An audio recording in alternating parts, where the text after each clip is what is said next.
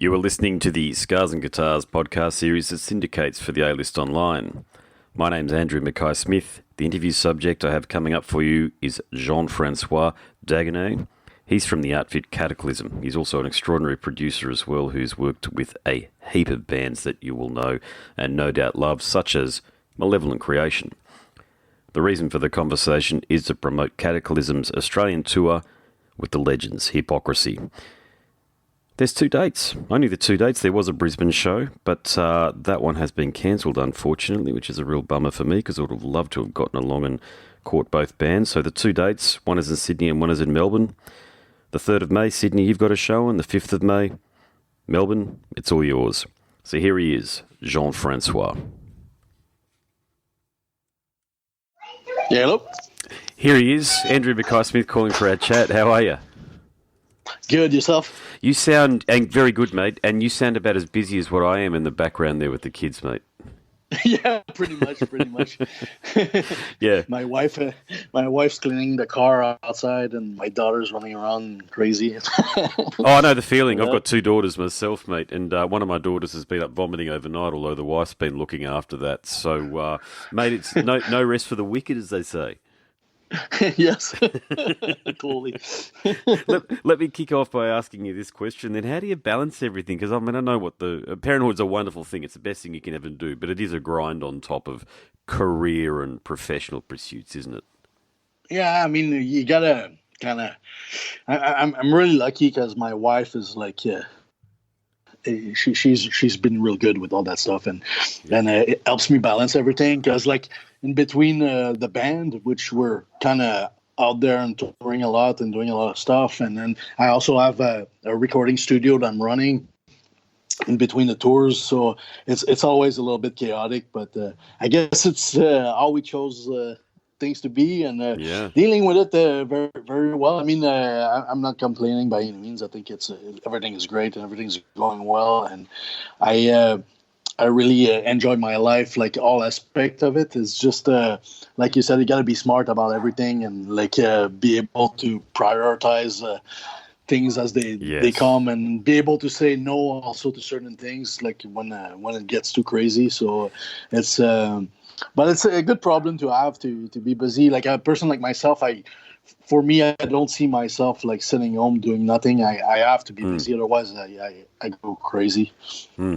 Yeah, no, I understand exactly where you're coming from, and I subscribe to the same theory. So a busy life is a life worth living, really, isn't it? And full of meaningful pursuits like you've got, like this wonderful music pursuit that you've got, but you're not just a musician, you're also a producer. So let me ask you this question. How do you choose what projects you pursue? Do you have any yardsticks, or do you have any key performance indicators that you're looking at achieving when you take on a project? Well, there's I have a pretty long list of clients I've been working throughout the years.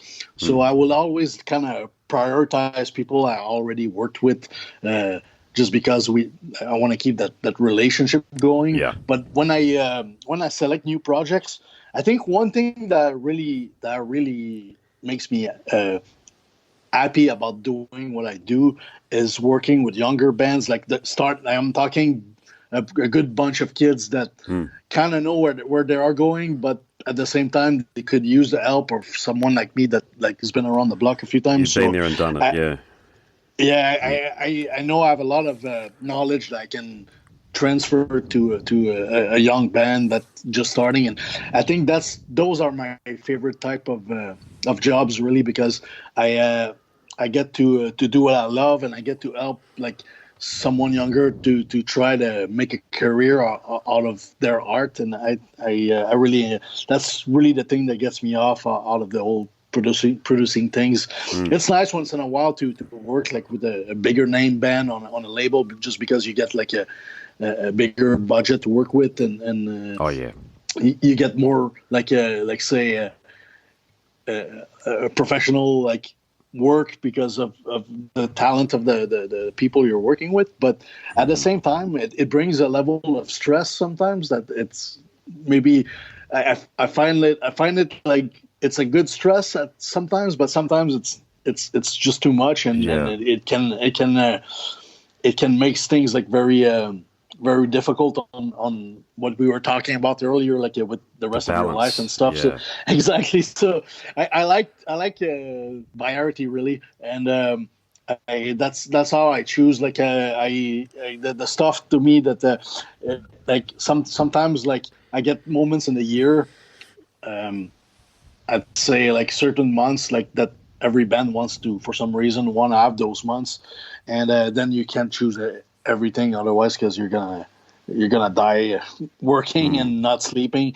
But I try to go with that mentality. Like first, like I prioritize the clients I have a working relationship with, and then if there's like some newcomer projects that really look interesting to me, if they seem to have what it takes, and if they write the right songs, and they you can tell when they have that edge or that one. So like those are the types of project I look for, and then after that, then I see also if it's interesting, like if there's a bigger thing on a bigger label, then I'll choose that as well. But it's just I go with the flow, you know. Yeah, yeah, great response actually. Yeah, yeah, you've got to go put your energy where everything's flowing, and yeah, you're bloody good at what you do. I was listening to a podcast that you were talking to a fellow about your production side of things last night in preparation for our conversation, and to be frank, mate, I didn't realise that you were as invested in the production side of things prior to actually listening to that. So, mate, you've clearly to your point, have all of these skills. And for younger, up and coming and emerging bands, how do they get in touch with you? So if they wanted to, Oh, yeah. it's very easy. I have a website. It's jfdstudio.net, and it's pretty easy to find online, or just my normal social websites like the Facebook or Instagram, all that stuff. So I'm pretty easy to find on there. Cool, cool. Now we better talk about this tour. So you are coming down to Australia. Now, I am disappointed, and I'll tell you why I'm disappointed, because I'm from Brisbane. Now there was a Oh, yeah, there was a Brisbane show scheduled, and I would have loved to have seen yourself and Pete do what you guys do on stage. I missed Pain when they came through about a year ago or so. I had a chat to Pete, actually. He's another tremendous guy to have a chat to. But look, I know these things, it's not your fault. These things work out the way that they work out. But for fans in Sydney and Melbourne, or fans travelling to Sydney and Melbourne to see you guys perform with Pete and Hypocrisy, tell me about the sort of show that Cataclysm's going to be bringing down. oh, we're so stoked to be coming back to Australia. It's gonna be the third time, and every time you get to play those foreign places, like for us, like Australia seems so far because coming from Canada, it's like the other side of the world basically, and it's so exciting, and you never know if there's gonna be promoters or agents are gonna want to book you again because it's a lot of costs involved, and then the flights and all these things. So you really want to give it your best whenever you get those type of shows and enjoy like the full experience. And we're coming prepared. We did a lot of touring already for this record, and we actually did the Euro tour with Hypocrisy a few months ago. So we're coming like really ready and prepared for this, and we're gonna give our 250% to make sure these shows are really kicking ass for our Australians fans. But we love being there. We, like I said, it's our third time, and both experiences before have been like absolutely incredible. Fantastic, yeah, fantastic, yeah. Do you get a lot of feedback from us? So I know you guys have been going now since 1991 or thereabouts, because I actually remember reading about you back in the print media days with Metal Maniacs. I'm sure it was actually an interview with yourself that I was reading as well, because you did a couple of interviews with that publication. But do you get a lot of feedback from Australian fans these days from social media? Is that what inspires the tour down here? People saying, "Come on, you've got this wonderful album, Meditations, out. Please come down."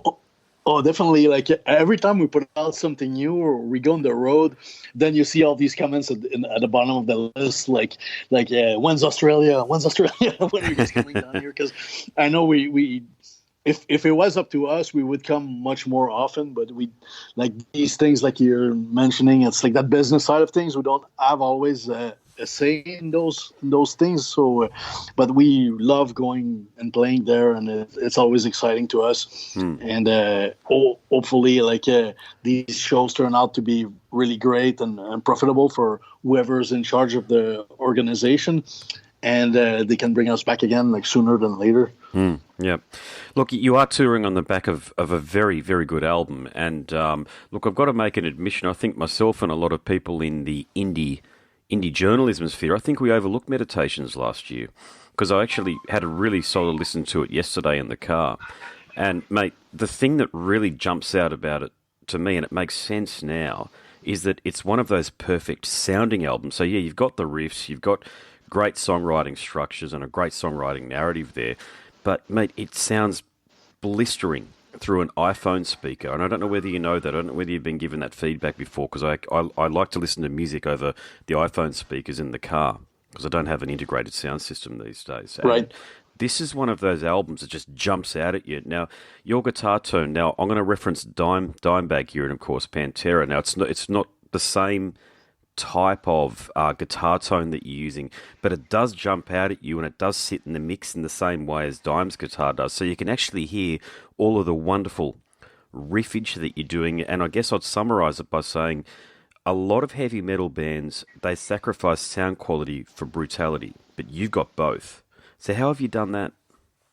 It was so much work, but like as we were mentioning earlier, that's what I do on the other side of the spectrum, is working the productions, and I really try to do my best every record. I want the songs to be heard like in a proper way, and we try so many different techniques to come up to like the technology of things nowadays is so crazy, and there's so many things available to us that we can use to make things better, but at the same time we try to keep a true organic and through a real feeling of the whole thing.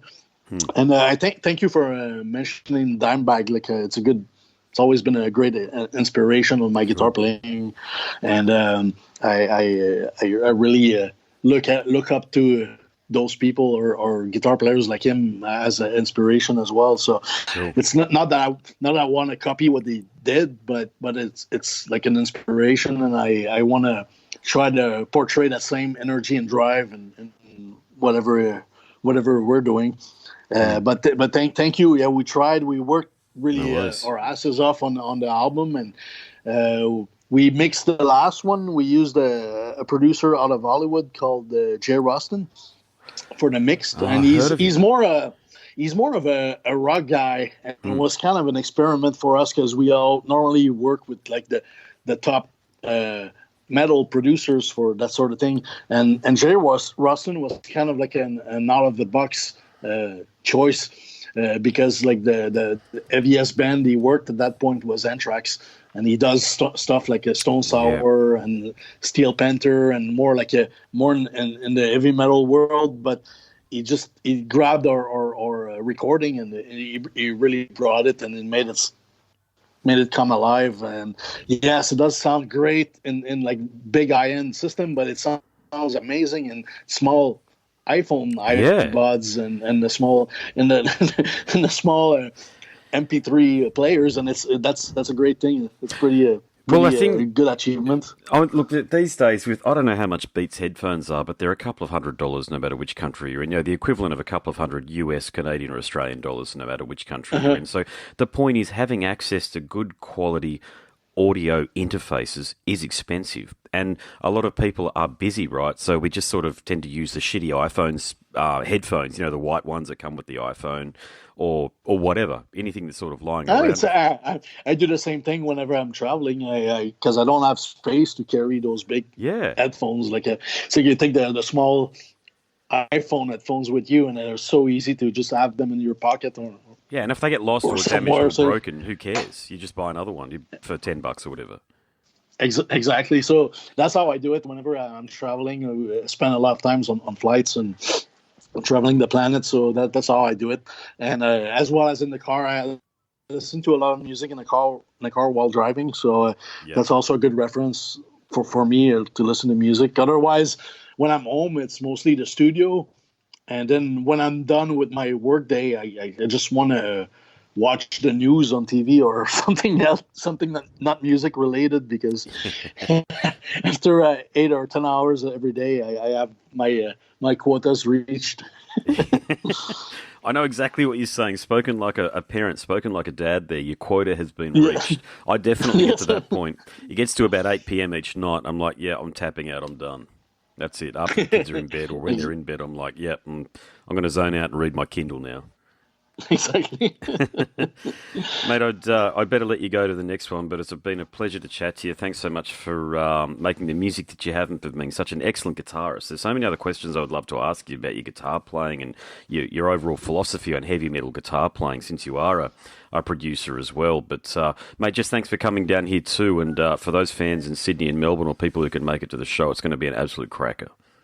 Oh, thank you. It's been an absolute pleasure, and looking forward to see all our Australian fans very soon.